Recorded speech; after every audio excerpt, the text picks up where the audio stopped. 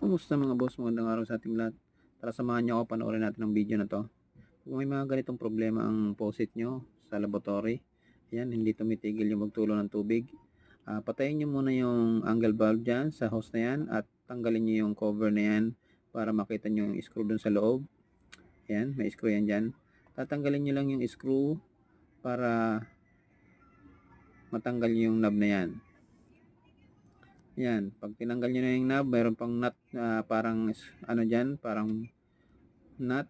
Tatanggalin nyo yan. Doon sa loob ng nut na yan, mayroon yan tinatawag na rubber washer o tawagin sa Tagalog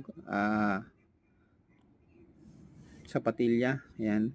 Yan yung kulay itim na yan. Yan tawagin yan rubber washer o kaya sapatilya. Yan lang ang papalitan nyo para maayos uli ang inyong faucet sa diyan sa laboratory na yan. Pag napalitan nyo